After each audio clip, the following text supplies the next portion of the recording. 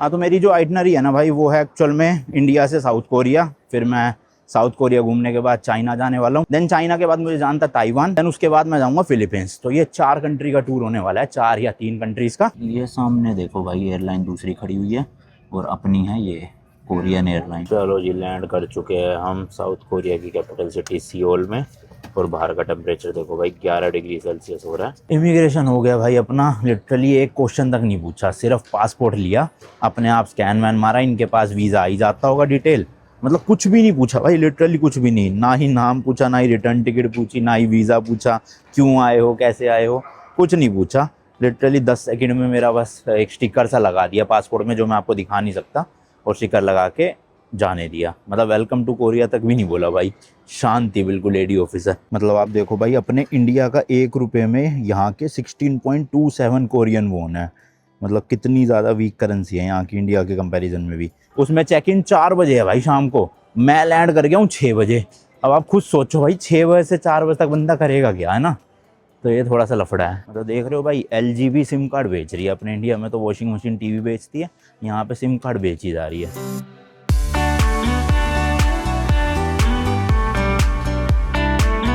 भाई छोटे वाला सूटकेस भी नया ख़रीदा, क्योंकि मेरा जो पहले था ना वो वाला, उसमें थोड़ी सी दिक्कत आ रही थी कुछ, तो रिप्लेस करना पड़ा, इसलिए अब मैंने ये वाला सूटकेस ले लिया अपनी इस वाली ट्रिप के लिए।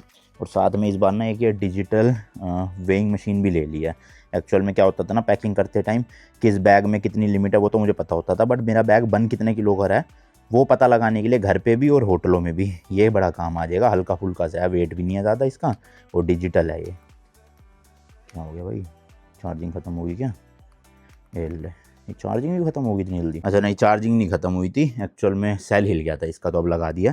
अब सबसे पहले तो भाई अपना बड़े वाला जो ये सूटकेस है इसको बंद करते हैं और इसका वेट नापते हैं कितना बन रहा है, क्योंकि जो मेरी आज फ्लाइट है उसमें 23 kg का चेक इन बैगेज अलाउड है। तो मेरे हिसाब से ये है तो 20 के ऊपर ही, बट एग्जैक्ट कितना है वो अभी पता चल जाएगा सामने। इसको आई गेस ऐसे लेटा के करना पड़ेगा, खड़े में तो वेट ज़्यादा फील हो रहा है मुझे, मतलब उठाने में दिक्कत हो रही है। वेट तो जितना है उतना ही होगा, देखते हैं भाई कितना आ रहा है। तेरी 23.98 यानी 24 किलो है, 23 किलो की लिमिट है, 1 किलो ऊपर है। मेरे ख्याल 1 किलो में इतनी दिक्कत करेंगे नहीं एयरलाइन वाले, करेंगे तो भाई इसमें से एक जैकेट निकाल के इस सूटकेस में छोटे वाले कैबिन में या अपनी कंधे पे लटका लूँगा, हो जाएगा। ये जो कैबिन बैग है इसकी लिमिट है 7 किलो, इसमें मेरा लैपटॉप, एक मसाजर आ जाता है और कैमरा की एक्सेसरीज़, और ये भी रख लेता हूँ भाई, क्योंकि होटलों में भी तो चेक करके ही सामान सेट करना पड़ेगा। अरे भाई सब, इसका भी वेट थोड़ा ज़्यादा है, 7.6 kg है, जबकि 7 किलो अलाउड है। फिर एक मेरा ये बैग पैक भी है, इसमें तो खैर डॉक्यूमेंट्स वगैरह ये ज़्यादा कुछ नहीं। चलो लेट्स सी भाई, देखा जाएगा जैसा भी होगा। अभी फ़िलहाल चलते हैं एयरपोर्ट पे, बस लगेज लेना ना पड़े, क्योंकि वो वहाँ पे भाई 1 किलो का ही 2-3 हज़ार रुपये बता देते हैं। तो वही है, जैकेट निकाल के पहननी पड़ेगी, जुगाड़ करना पड़ेगा, यही सब। चलो जी, घर से निकल चुका हूँ और लगभग 4 बजे के आसपास जो है वो एयरपोर्ट पहुँच जाऊँगा। अपनी ये जो फ़्लाइट होने वाली है वो है भाई दिल्ली के IGI एयरपोर्ट के टर्मिनल 3 से सियोल, जो कि साउथ कोरिया की कैपिटल सिटी है, उसके इंचियोन करके एक एयरपोर्ट है, वहाँ तक की अराउंड 6.5-7 घंटे की ये फ़्लाइट होने वाली है। और मेरी जो फ़्लाइट का टाइम है वो यहाँ के इंडिया के है 7:50 का। अब मैं 4 बजे क्यों पहुँच रहा हूँ? वैसे तो देखो इंटरनेशनल फ़्लाइट है, लगभग 3 घंटे पहले जाना चाहिए, जनरल चेकअप वेकअप, मतलब ये पूरा सिक्योरिटी चेक वगैरह होता है। बट मेन है कि अब ज़्यादातर इंडिया से अगर आप बाहर जाते हो ना, तो जो एयरलाइन वाले हैं ना भाई, वही बहुत पूछताछ कर लेते हैं कि रिटर्न टिकट दिखाओ, वीज़ा दिखाओ। खैर वीज़ा वगैरह तो सब कुछ है, तो इन केस कुछ भी दिक्कत होती है तो आपके पास आधा 1 घंटा ना एक्स्ट्रा रहना चाहिए चेक इन के टाइम पे। पता चले आप बिल्कुल कट टू कट जा रहे हो और फिर आपकी फ़्लाइट ही मिस हो गई इतनी महंगी। तो इसलिए मैं 3 घंटे पहले इंटरनेशनल में और 2 घंटे पहले डोमेस्टिक फ़्लाइट में जाना प्रेफर करता हूँ। और इसमें 4 घंटे इसलिए जा रहा हूँ क्योंकि मुझे थोड़ी सी करेंसी चेंज भी करवानी है एयरपोर्ट से ही। मेरे को लगा मेरे पास डॉलर पड़े हैं, बट मैंने कल रात ही चेक करा, डॉलर पड़े नहीं थे। तो अब मजबूरन मुझे यहीं के एयरपोर्ट के हिस्से ही जो है वो US डॉलर लेने पड़ेंगे कैश में। आई नो थोड़े महंगे पड़ेंगे, 1-2 रुपये बाहर से, बट क्या कह सकते हैं भाई, अब टाइम था नहीं तो मजबूरन लेना पड़ रहा है मुझे। बाकी आज मैं ट्रैवल कर रहा हूँ कोरियन एयर से, फर्स्ट टाइम है मेरा ये कोरियन एयर में कोई भी फ़्लाइट लेने का। आई होप एक्सपीरियंस अच्छा रहे, क्योंकि ऑलमोस्ट 7 घंटे की फ़्लाइट है, तो काफ़ी लॉन्ग ड्यूरेशन की फ़्लाइट है, आप समझ लो। जब मैं लंदन से इंडिया आया था तभी थी 8 घंटे की, तो सोचो उतना ही टाइम ऑलमोस्ट लग रहा है, बस 1 घंटा कम आप समझ के चलो। तो डायरेक्ट फ़्लाइट है, कोई लेओवर नहीं है किसी भी कंट्री में। यहाँ से 7:50 पे फ़्लाइट उड़ेगी इंडिया के, और साउथ कोरिया के सुबह 6 बजे पहुँचा देगी। उस वक्त इंडिया के शायद से रात के 2:30 या 3 बज रहे होंगे, क्योंकि साउथ कोरिया और इंडिया के बीच में 3.5 घंटे का फ़र्क है। मतलब कोरिया आगे है हमसे 3.5 घंटे। तो चलो एयरपोर्ट चलते हैं, करेंसी चेंज करवाते हैं, और फिर आगे का पूरा ट्रिप का प्लान आपको बताता हूँ, क्योंकि ये एक कंट्री नहीं होने वाली इस ट्रिप पे, ये लगभग 1 महीने की ट्रिप है और 4 कंट्रीज़ कवर होने वाली है, 4 या 3, वो कैसे वो बताऊँगा अभी डिटेल में आपको। फिलहाल चल के जो फॉर्मेलिटीज़ है वो निपटाते हैं।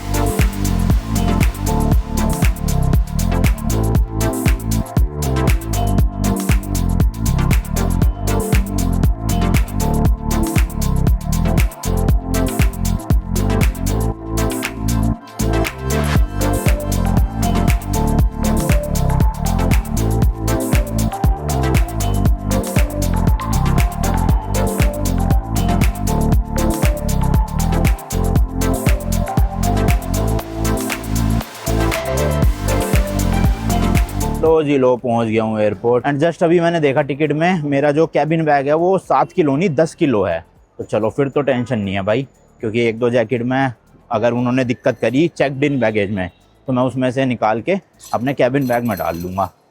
तो सही है यार, लिमिट का तो यहाँ पे दिक्कत नहीं है इतनी। ये रही भाई अपनी 7:50 की KE 498 सियोल की चेक इन ओपन है। L नंबर काउंटर पे जाना है अपने को, जो होगा इस तरफ में। चलो भाई चेक इन करवा लिया है, बोर्डिंग पास मिल गया है, करेंसी चेंज करवाता हूँ। और एक दिक्कत हो गई थी छोटी सी, क्या हुई थी वो पूरा अभी डिटेल में समझाऊंगा। पहले करेंसी चेंज करवा लेते हैं। 15-20 मिनट ही लगे चेक इन में, तो जल्दी निपट गया सारा। मैंने तो आज तक यहाँ इस वाले एयरपोर्ट से करेंसी चेंज करवाई नहीं, तो मुझे तो पता ही नहीं भाई है कहाँ पे। ढूंढता हूँ ज़रा, होगा तो सही 100%। बाकी अराइवल्स में तो होता ही है, डिपार्चर में भी होना तो चाहिए यार। लेट्स सी बाकी। और लगेज का भी कोई इशू नहीं हुआ, 23.9 kgs था, उन्होंने कुछ पूछा ही नहीं। एक्चुअल में जो काउंटर में बैठे थे वो कोई और थे, और फिर बाद में एक और भाई साहब आए, वो अपने सब्सक्राइबर ही निकले। और जब सब्सक्राइबर मिल जाते हैं फिर इतना कुछ दिक्कत होती नहीं है, तो स्मूथली हो गया सब 10 मिनट के अंदर अंदर। अब करेंसी मिले और फिर सिक्योरिटी चेक करवा के आराम से बैठ के आपको बताता हूँ कि दिक्कत क्या हो गई थी। और एक बार भाई एयर इंडिया के काउंटर पे भी जाना पड़ रहा है, दिक्कत मतलब यहीं से सॉल्व होएगी। वो हुई क्यों पहले तो यही नहीं पता, इनसे बात करते हैं ज़रा। एक ये टिकट बुक करी थी, ये PNR अवेटेड दिखा रहा है अभी तक, गो आईबीबो से। गो आईबीबो, अच्छा वही करेंगे कस्टमर के। हाँ तो मेरी जो आइटनरी है ना भाई, वो है एक्चुअल में इंडिया से साउथ कोरिया। फिर मैं साउथ कोरिया घूमने के बाद चाइना जाने वाला हूँ। चाइना में जा चुका हूँ पहले भी, बट जो वहाँ की 2 मेन सिटीज़ थी बीजिंग और शंघाई, वो मैंने अभी तक नहीं घूमी थी। तो इस ट्रिप पे वो भी घूम के आऊँगा। वहाँ की 1-2 ट्रेन्स भी मेरे को एक्सप्लोर करनी है, जो वर्ल्ड की फास्टेस्ट बुलेट ट्रेन है, उस पर भी वीडियो बनाएंगे अच्छे से। देन चाइना के बाद मुझे जानता ताइवान। अब ताइवान वैसे तो अलग कंट्री मानता है खुद को, बट चाइना कहता है वो ताइवान का ही पार्ट है। तो अब आप इसको थर्ड कंट्री मानो ना मानो वो आपके ऊपर है। देन उसके बाद मैं जाऊँगा फिलीपींस। तो ये 4 कंट्री का टूर होने वाला है, 4 या 3 कंट्रीज़ का। और अब इसमें क्या था, मेरी सारी फ़्लाइट टिकट्स बुकड है ऑलरेडी। मतलब यहाँ से साउथ कोरिया, साउथ कोरिया से चाइना, फिर चाइना से मैं ट्रेन पकड़ के हांगकांग जाऊँगा, हांगकांग से मकाओ जाऊँगा, फिर मकाओ से मेरी फ़्लाइट बुक है ताइवान की कैपिटल सिटी ताइपी की, और ताइवान से फिर है अब आगे मनीला, जो कि फिलीपींस की कैपिटल सिटी है। तो प्रॉब्लम क्या हुई है, सारी टिकट्स तो कंफर्म्ड हो गई, बट जो मनीला से इंडिया की टिकट थी ना, वो मैंने गो आईबीबो से बुक करी थी एयर इंडिया की। वो बुक तो हो गई, पेमेंट भी हो गई, बट उसकी टिकट अभी तक निकल नहीं पा रही। उसमें दिखा रहा है PNR अवेटेड, और वो पिछले 4 दिन से यही दिखा रहा है। तो अब मैंने बताया था ना आपको कि इंडिया से जब भी आप फ्लाई करते हो बाहर, तो जो एयरलाइन वाले होते हैं वो आपसे रिटर्न टिकट ज़रूर मांगते हैं, क्योंकि जनरली लोग बड़े देश में जाके वहीं पे बस जाते हैं, फिर इंडिया आते नहीं हैं, समझ रहे हो।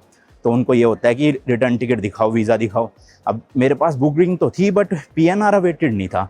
फिर मैंने बताया ना, वो भाई साहब आगे थे काउंटर में जो अपने सब्सक्राइबर थे, उन्होंने कहा मैं इनको जानता हूँ, ट्रैवलर है ये, काफ़ी कंट्रीज़ घूमते रहते हैं, आप जाने दो। तो उन्होंने मेरा बोर्डिंग पास बना दिया, वरना हो सकता था दिक्कत हो जाती। अब एयर इंडिया वाले कह रहे हैं हमें पता नहीं भाई, गो आईबीबो से बात करो, वही बताएंगे। तो अब देखते हैं, चलो वो टिकट तो अभी 1 महीने बाद की है, और तब तक हो सकता है PNR जो है वो क्लियर हो जाए, और नहीं भी होता तो देखा जाएगा। करेंसी चेंज करवाऊँ पहले। चलो जी, इमिग्रेशन एंड सिक्योरिटी चेक हो गया है अपना, और इमिग्रेशन में ज़्यादा कुछ नहीं पूछा, बस कहाँ जा रहे हो, मैंने कहा साउथ कोरिया। कह रहे वीज़ा दिखाओ, वीज़ा दिखा दिया, फ़ोन में ही दिखा दिया मैंने। उसके बाद फिर कह रहे कि किस पर्पज़ के लिए जा रहे हो, तो मैंने कहा टूरिज़्म के लिए। तो फ़ोन से ना पता नहीं वो अपनी मशीन में वो वीज़ा कुछ स्कैन कर रहे होंगे, तो हो नहीं रहा था। तो अच्छे थे ऑफिसर, कह रहे अगली बार से प्लीज़ हार्ड कॉपी लाना। मैंने कहा अभी भी है मेरे पास, तो कह रहे दे दो चलो। तो आप भी हार्ड कॉपी निकाल के लाया करो, ई वीज़ा है अगर। फ़ोन से वैसे चल तो जाता है पर थोड़ी दिक्कत की बात है, हार्ड कॉपी ले आओगे तो ज़्यादा बढ़िया रहेगा। और हाँ, मैंने टिकट का प्राइस नहीं बताया, मेरे को ये टिकट पड़ी है भाई 41,000 की।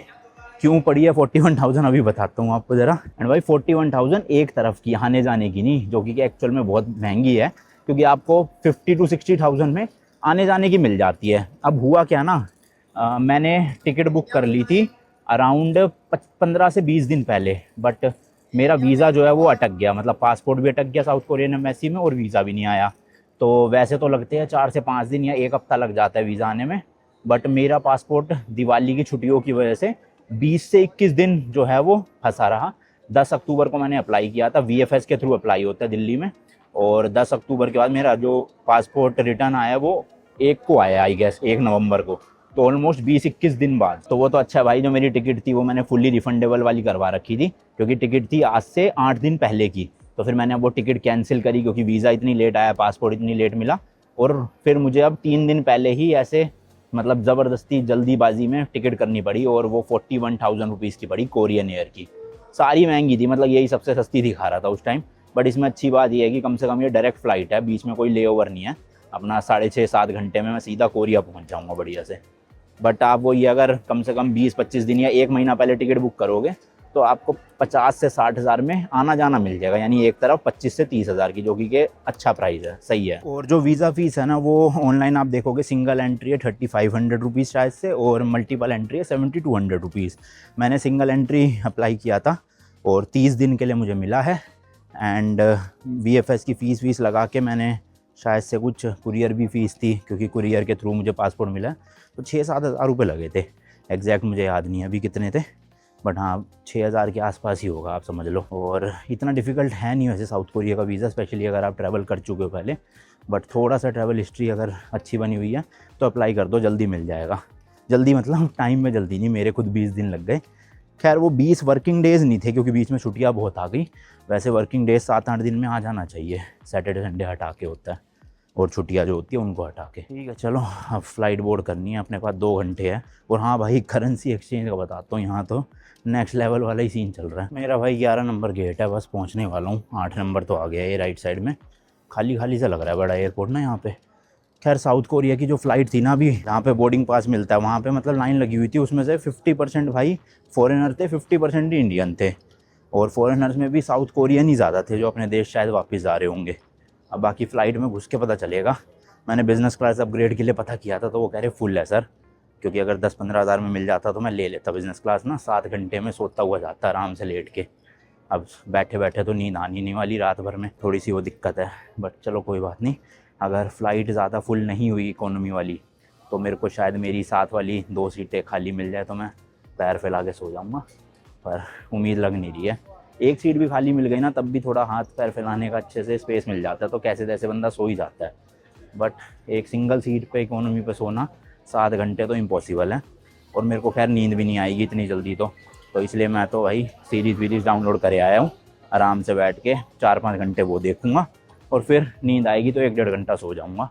कल का दिन मैंने ज़्यादा हेक्टिक रखा नहीं है वहाँ कोरिया में, तो रेस्ट करूँगा, नींद पूरी करूँगा, और फिर थोड़ा बहुत जितना होगा घूम लूँगा। ये आ गया जी 11 नंबर गेट। अभी तो फ़िलहाल ज़्यादा लोग दिख नहीं रहे मुझे यहाँ पे, और जो भी दिख रहे हैं वो फॉरेनर्स ही दिख रहे हैं। खैर मैं बहुत जल्दी आ गया हूँ भाई, मतलब अभी 2.5 घंटे पड़े हैं ऑलमोस्ट फ़्लाइट उड़ने में। तो आराम से बैठते हैं साइड में, और 1-2 चीज़ें और करनी है मुझे, वो भी करता हूँ, और आपको करेंसी का भी बताता हूँ। तो ये देखो भाई, ऑनलाइन जो US डॉलर का प्राइस चल रहा है वो चल रहा है 88.71 रुपीज़, मतलब $1 में यहाँ के इंडिया के 89 ही मान लो आप। और आज का जो बाहर प्राइस मिल रहा था मुझे, वो मिल रहा था 90 रुपीज़ का $1। तो मैंने कहा चलो एयरपोर्ट में $1 महंगा होगा, हद मार के $2 महंगा होगा, 92 रुपीज़ में दे देंगे। मुझे $500 ही चाहिए थे, तो मैंने कहा $1000 का फ़र्क आ जाएगा, कोई बात नहीं, टाइम था नहीं। मैंने कहा एयरपोर्ट पे करवाएंगे। यहाँ आके क्या पता चलता भाई 98 रुपीज़ का $1 दे रहे हैं, लिटरली 98 रुपीज़। मतलब ऑनलाइन वाले जो प्राइस आ रहा है उससे ऑलमोस्ट 10 रुपये ज़्यादा। मैंने कहा इतना तो नहीं भाई, फिर ये तो बहुत 5,000 रुपये का फ़र्क आ गया।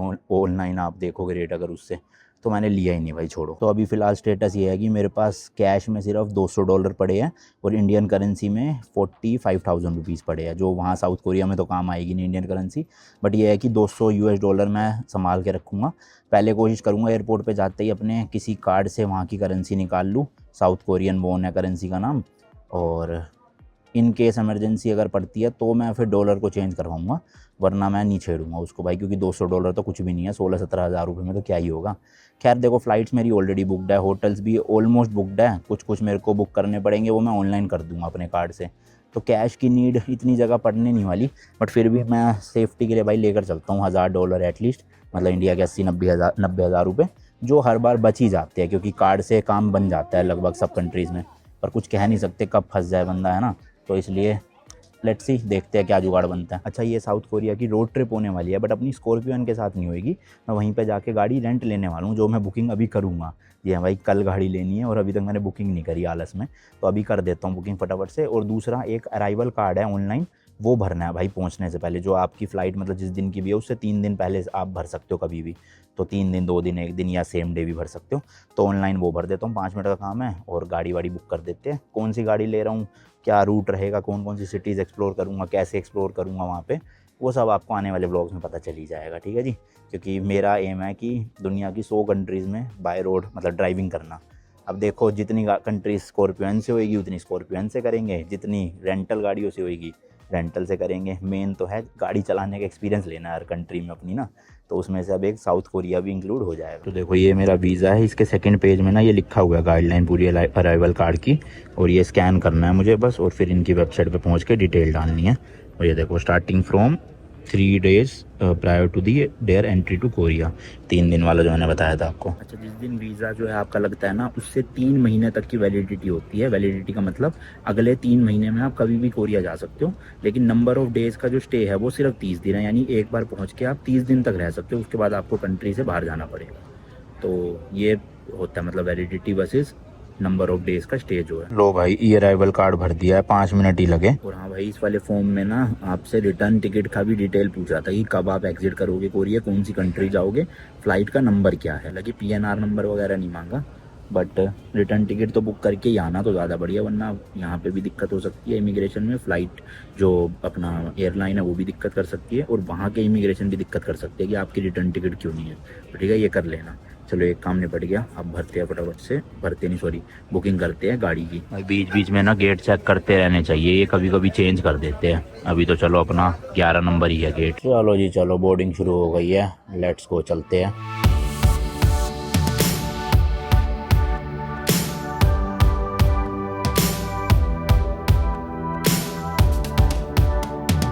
भाई फ़्लाइट तो ऑलमोस्ट फुल है, लेकिन आते ही एक तो पानी की बोतल मिल गई हिमालयन की, देन एक ये डिस्पोजेबल वाले स्लीपर्स चप्पल टाइप की मिल गई, एक टूथब्रश और पेस्ट मिला है साथ में, एंड देन एक ये ब्लैंकेट होगा ओढ़ने के लिए, और एक इसमें पिलो है अपना। तो ये सारी चीज़ें मिली है इकॉनमी में। इसके अलावा साथ में ईयरफोन्स मिले हैं, इसमें कनेक्ट करके हम जो भी है वो मतलब मूवी वगैरह देख सकते हैं। इंग्लिश में पता नहीं होगी कि नहीं होगी। बाकी यहाँ पे एक हैंगर है, ये छोटा सा रिमोट है इसका, एक यहाँ पे ट्रे दे रखी है जो भाई इस तरह से अनफोल्ड हो जाती है खाना वाना खाने के लिए, और ऊपर करके इसमें ये कप होल्डर है, मतलब कुछ बोतल या कप रखनी हो। बाकी यहाँ पे पॉकेट अच्छी खासी, कुछ मैगजीन्स वगैरह दे रखी है। लेग रूम देखोगे आप तो ठीक ही है, मतलब आराम से फैल के बैठ सकता हूँ मैं, और सीट भी जो है रिक्लाइन हो जाती है। बाकी 2 सीट हमारी इस तरफ है, बीच में 3 है, और उधर की साइड भी 2 है, तो 2 3 2 7 की सीटिंग हो गई टोटल। बस थोड़ी देर में भाई अब टेक ऑफ करने वाला है अपना प्लेन। ये सामने देखो भाई, एयरलाइन दूसरी खड़ी हुई है, और अपनी है ये कोरियन एयरलाइन। विंडो भाई थोड़ी सी गंदी हो रही है बाहर से, बट फ़र्क नहीं पड़ता क्योंकि रात की फ़्लाइट है, तो कुछ दिखना तो वैसे भी नहीं है बाहर का अंधेरे में। जो देख सकते हो अभी देख लो बस, उसके बाद तो आसमान में अंधेरा ही अंधेरा होगा। और सीट्स भाई 2 इधर है, बीच में 4 है, फिर 2 है, तो मैंने बीच में गलती से 3 बोल दिया, 3 नहीं है, बीच में 4 है, तो टोटल 8 सीटें हो गई एक लाइन में इकोनॉमी की। और सामने की साइड में वहाँ पर जो है वो बिज़नेस क्लास है इधर दूसरी तरफ में। बाकी गेम्स वेम्स काफ़ी चीज़ें हैं इसमें। मूवीज़ देखते हैं भाई, इंडियन मुझे तो नहीं लग रहा होगा होगी, ये मूवी है ये देखो। मतलब फिर अनाउंसमेंट हो गई, ये अनाउंसमेंट होती है तो स्क्रीन वो हो जाती है। खैर बाहर की मूवीज़ थी, इंडियन तो मुझे दिखी नहीं कोई भी। खैर मैं अपने फ़ोन में डाउनलोड करके लाया हूँ, अपने ईयरफोन लगाता हूँ और मूवी या फिर जो भी शो वगैरह वो देखता हूँ। और मैंने जो है वो स्पेशल मील के लिए रिक्वेस्ट डाली थी, तो उसमें शायद से मुझे हिंदू वेज मील मिलेगी। तो देखते हैं क्या देते हैं ये लोग खाने में। अब वैसे तो इंडिया से टेक ऑफ कर दिया तो खाने का टेस्ट अच्छा ही होगा, बट एयरलाइन कोरिया की है तो लेट्स सी। अच्छा, बाकी फ़्लाइट में भाई फ्री वाईफाई भी है, ये देखो Korean air in flight. But ये कब चलेगा पता नहीं, शायद से 10,000 फीट की हाइट के बाद चलता है। साइन इन करना पड़ेगा ये। अच्छा नहीं, हो गया, you are connected direct. Copy करना है लिंक, देन ब्राउज़र में पेस्ट। ये अपनी फ़्लाइट है। कनेक्टिविटी अभी देखो कनेक्शन अनअवेलेबल दिखा रहा है, मैंने बताया ना उड़ जाएगी फ़्लाइट, उसके बाद वाईफाई चलेगा शायद। और इंडिया के ऊपर भी नहीं चलेगा ऐसा लिखा था, मैंने पता नहीं कहीं तो पढ़ा था। तो इंडिया से बाहर जाते ही फिर होगा। चलो जी, टाइम पे रनवे पे जाने के लिए तो फ़्लाइट हो गई है रेडी। होपफुली टेक ऑफ भी जल्दी कर ले। तो मैं मूवीज़ दिखा रहा था, ये देखो भाई बाहर की है ज़्यादातर। कराटे किड हो गई, जुरासिक वर्ल्ड वगैरह हो गई। इंडियन तो मूवी कोई भी नहीं दिखेगी इसमें। वो मिल जाए बस फ़्लाइट वाला ना, जिसमें कहाँ पहुँच गए उसके हिसाब से बताता रहे। ये है योर ट्रिप 3D मैप, इसमें पता चल जाएगा फ़्लाइट कहाँ पर है अपनी। अभी फ़िलहाल हम देखो न्यू दिल्ली में है और मेरठ वाले रूट से निकलेगी फ़्लाइट आगे जाके। नेपाल के ऊपर से जा रही है यहाँ से, देखो है ना, तिब्बतन प्लेट्यू है पूरा का पूरा। तो इंडिया एग्जिट करते ही शायद से वाईफाई चलने लग जाएगा। बाकी लेट्स सी। आगे देखो कैमरा भी लगा हुआ है आगे और पीछे, बट अंधेरा इतना है कि ढंग से दिखेगा नहीं है। देखो खैर अपनी खिड़की से दिख जाएगा अच्छे से। बाकी आउटसाइड टेम्परेचर अभी भाई 24-25 डिग्री हो रहा है। 25 डिग्री है देखो सेल्सियस में। और साउथ कोरिया में हो रहा होगा लगभग दिन के टाइम पे 7-8 डिग्री। तो दिल्ली में तो अपनी थोड़ी गर्मी ही है अभी, वहाँ जाके बिल्कुल ठंड मिलेगी प्रॉपर। तो भाई यहाँ पे इन्होंने अराइवल कार्ड दिया है, बट ये कह रहे शायद आपको ज़रूरत पड़ेगा नहीं, क्योंकि मैंने ऑलरेडी ई अराइवल भर दिया है। तो ये इस तरह का ही फॉर्म था ऑनलाइन, वो ऑलरेडी मैं भर चुका हूँ। और ये येलो वाला है हेल्थ डिक्लेरेशन फॉर्म, ये भरना पड़ेगा शायद से। तो भर देंगे, सुबह ही भरूँगा। अभी तो क्या खाना वाना खा लिया, मस्त खाना था इंडियन। पालक वालक थी, चावल थे, पनीर की सब्ज़ी थी, वो सब आपको दिखाया मैंने।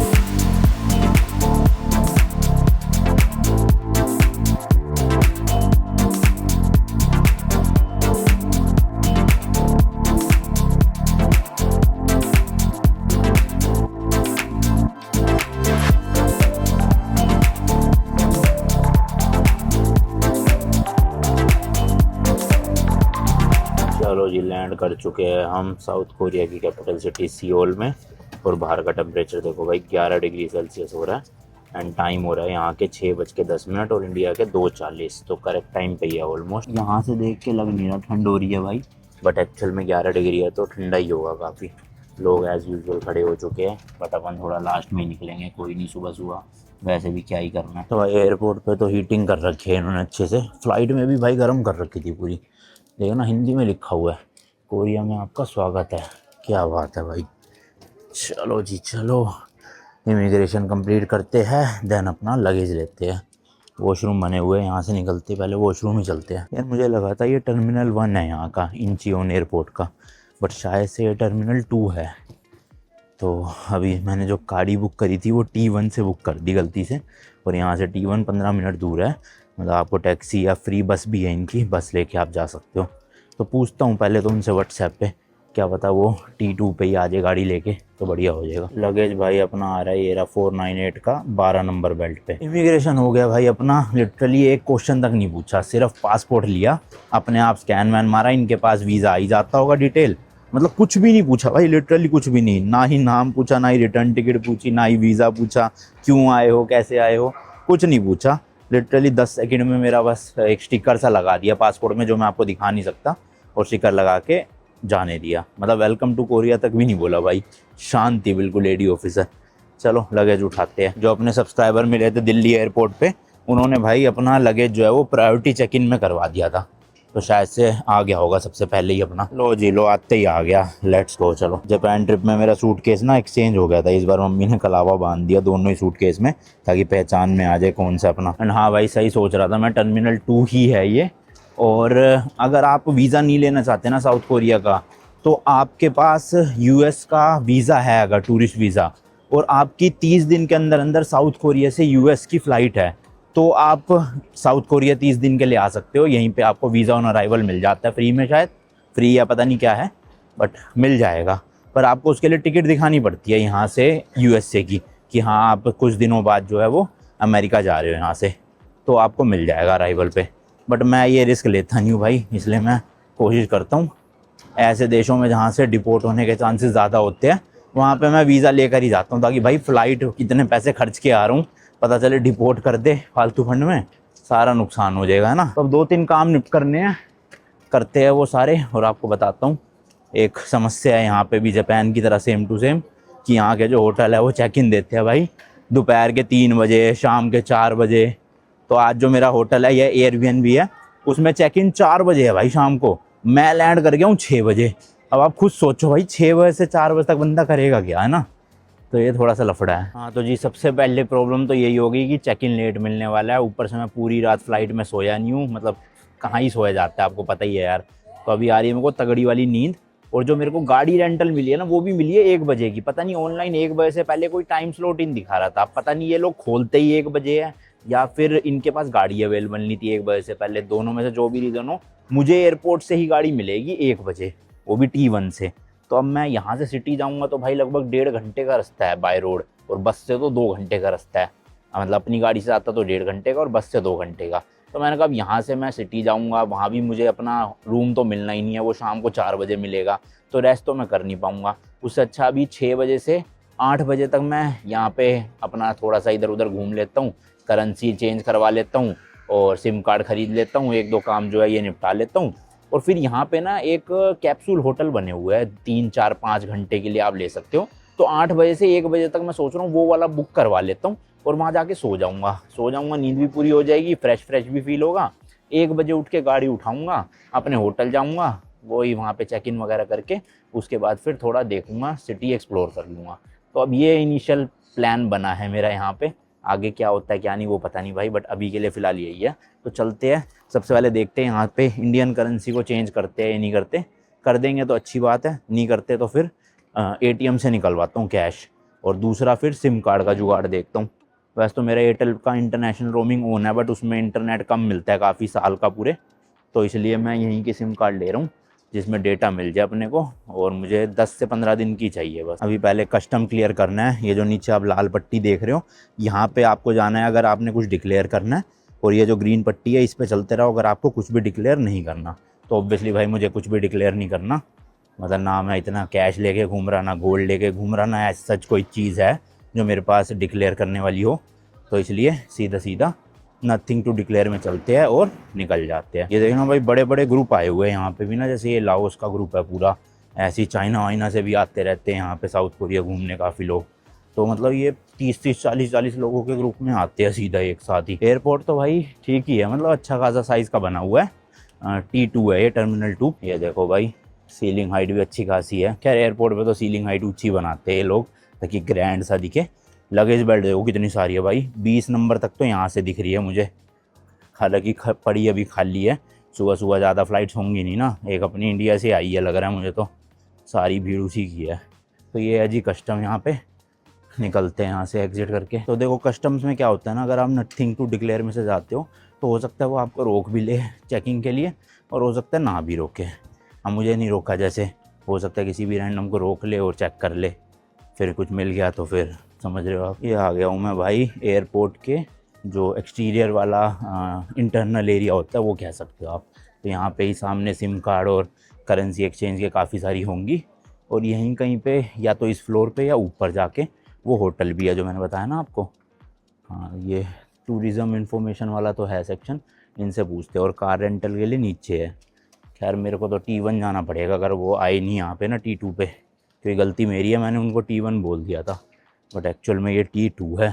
तो देखते कोई नहीं, 1 बजे जाना है अभी तो फ़िलहाल, बाकी काम निपटा के सोने का करूँ, बहुत तेज़ नींद आ रही है। ये रहा भाई करेंसी एक्सचेंज तो इधर, और यहाँ मशीन भी लग रही है, ATM तो है ही है, साथ में करेंसी वाली मशीन भी है। तो देखते हैं भाई करेंसी एक्सचेंज सर्विस में इंडियन करेंसी शो करता है कि नहीं करता। इंग्लिश करते हैं सेलेक्ट। हाँ 4 ही है, US डॉलर है, यूरोज़ है, जापानीज़ येन है और चाइनीज़ युआन है। अच्छा है अदर करेंसी वाली। इंडियन नहीं है, मलेशियन रिंगट है। तो मेरे पास मलेशियन रिंगट भी पड़े हैं 15-16 हज़ार रुपये के, मतलब इंडियन करेंसी के 15-16 हज़ार। तो यही करवा लेता हूँ पहले। चलो जी करते हैं नेक्स्ट एग्री। ये सब तो इसमें लिखा आने लग गया, हाँ कोरियन में। पासपोर्ट स्कैन करना है, ओके। लो जी, लो खुल गया है, यहाँ पे डाल देते हैं करेंसी, हो जाओ भाई बंद। चलो, अच्छा यहाँ से करना है क्लोज। लेट्स सी भाई क्या कन्वर्जन मिलता है। अब जो भी है मैं तो दे ही दूंगा, क्योंकि इंडिया में भी करवाता मलेशियन रिंगिट बहुत बेकार रेट मिलता। अब इन्होंने तो दे ही दिए वापस सारे पैसे। ये क्या, मशीन से तो हुए नहीं, मैंने वहाँ काउंटर से करवा लिए। टोटल 860 मलेशियन रिंगिट थे मेरे पास और 305 का रेट दिया इन्होंने। और यहाँ के मिले हैं मुझे 2,62,480 वॉन। ये सारे नोट रहे देखो, 50,000 का भाई साहब। करेंसी मतलब वैसे तो यार ये कंट्री इकोनॉमी वाइज काफ़ी अच्छी खासी उसमें है पोजीशन में, बट फिर भी इनकी करेंसी की वैल्यू इतनी नहीं है। देख ना, 50,000 के नोट हैं यहाँ पे। मतलब आप देखो भाई, अपने इंडिया का 1 रुपये में यहाँ के 16.27 कोरियन वोन है। मतलब कितनी ज़्यादा वीक करेंसी है यहाँ की इंडिया के कंपैरिजन में भी। मतलब आप इंडिया के यहाँ पे 1,000 रुपये लाओगे तो यहाँ के 16,000 बन जाएंगे। वो 1 लाख लाओगे यहाँ के 16 लाख बन जाएंगे। 1 करोड़ लाओगे यहाँ के 16 करोड़ बन जाएंगे। तो 16 गुना हो जाएगी यहाँ पे करेंसी। हालांकि वैसे तो ये देश बहुत महंगा है भाई। होटल नॉर्मली यहाँ पे 6-7 हज़ार से कम मिल नहीं रहा है कोई भी। और यहाँ जो 4-5 घंटे का कर रहा हूँ वो भी 3200 रुपीज़ का मिल रहा है। तो ऐसा मत समझना करेंसी वीक है तो कंट्री भी सस्ती है। कंट्री बहुत महंगी है, पता नहीं क्यों करेंसी वीक कर रखी है इन्होंने बेफालतू में। वैसे इकोनॉमी वाइज देखोगे और खर्चे वाइज देखोगे बहुत महंगी कंट्री है। तो चलो, अब मेरे पास इतने तो हो गए भाई, 2.5 लाख कोरियन वोन। तो अब मुझे ज़रूरत तो नहीं पड़ेगी अभी फ़िलहाल के लिए। सिटी से निकलवा लूँगा एटीएम से, क्योंकि यहाँ एटीएम पे भी चार्जेस ज़्यादा लेंगे ये। तो अभी चलते हैं सिम कार्ड लेने। एंड ये देखो भाई, जस्ट सामने ही सिम कार्ड भी है। SK टेलीकॉम है, LG का है भाई। LG की सिम कार्ड मिल रही है। SK से पूछते हैं पहले क्या रेट वेट है। SIM card for 10 days। 10 days, I mean, a 501 and then Okay. unlimited, and then any calls or no. This is domestic calls, right? Yeah. Okay. And this price only for data. It's not including calls, so it's gonna make phone calls and add this one. Okay. And this has coverage all over Korea, in Busan also? Okay, one SIM card, 10 days. Okay, we have two types of secrecy and eSIM. So which one? तो भाई इनके plans आप देख सकते हो। मैंने 10 days वाला लिया ये रहा, जिसमें मुझे पड़ रहा है 38,500 वॉन का। और अनलिमिटेड डेटा है इसमें, 100 MBPS वाला। तो ठीक है भाई। तो अभी के लिए फ़िलहाल 16 से ही डिवाइड कर लेते हैं करेंसी को। 38,500 या Signature, the screen, and how do I pay by cash or? हाँ, बाई कार्ड। तो अराउंड 2400 रुपये, यानी 2400 रुपीज़ की सिम पड़ रही है 10 दिन की। पर डे 250 रुपये। तो इंटरनेट सिम कार्ड तो महंगी है भाई, एटलीस्ट टूरिस्ट के लिए तो महंगी है। पता नहीं यहाँ के लोकल लोगों के लिए सस्ती है कि महंगी है। अपने इंडिया में ही सस्ती है, हमें बहुत सस्ती की आदत लगी पड़ी है। पर दूसरे देशों में जाओगे ना, आपको महंगा ही मिलेगा। बताओ, 2400 रुपये खर्च हो गए सिम कार्ड में। और इनके पास ई सिम एंड फिजिकल सिम दोनों है। तो मैंने तो ई सिम डलवा ली अपने आईफोन में, क्योंकि फिजिकल सिम का दिक्कत ही रहती है। मतलब मेरी ऑलरेडी सिम जो है वो निकालनी पड़ती है फिर। This one is where you see track code. And Okay. then you click Wi-Fi first. You get free Wi-Fi in the airport. And then Okay. scan this track code. Just scan this track code. Okay, Then this one your timer listen. हाँ thank you. तो भाई ये पर्चा सा दे दिया, इसमें QR code है। इससे अभी ई सिम एक्टिवेट करता हूँ जरा चल के। Thank you. चल के बैठता हूँ भाई कहीं पे, बेंच लगे हुए हो रहे सामने। और वो होटल कहाँ पे है वो भी पता करना पड़ेगा कि इसी फ्लोर पे है या ऊपर जाके है। मतलब देख रहे हो भाई, LG भी सिम कार्ड बेच रही है। अपने इंडिया में तो वॉशिंग मशीन, टीवी बेचती है, यहाँ पे सिम कार्ड बेची जा रही है। चलो फटाफट से सिम कार्ड एक्टिवेट कर लेते हैं। वैसे तो फ्री वाईफाई है एयरपोर्ट पे भी, तगड़ा चल रहा है वो भी। बट अब सिम कार्ड जब अनलिमिटेड है तो सिम कार्ड यूज़ कर लेंगे। क्या है, मेरे ख्याल जापान में भी मैंने सिम ली थी ना, इतने की पड़ी थी। महंगा है ये दोनों ही देश ना सिम के मामले में। हाँ, वो स्कैनर करते ही ना, स्कैन एक्टिवेट ई सिम का ऑप्शन आ गया। SK telecom. LG के रेट पता नहीं करे मैंने। अब SK मिल रहा था भाई, क्योंकि इस वक्त ना मुझे गंदी वाली नींद आ रही है। तो बस बॉडी में हिम्मत सी नहीं है। बॉडी ऐसा हो रहा है कि बस बेड मिले और सो जाऊँ 2-3 घंटे के लिए।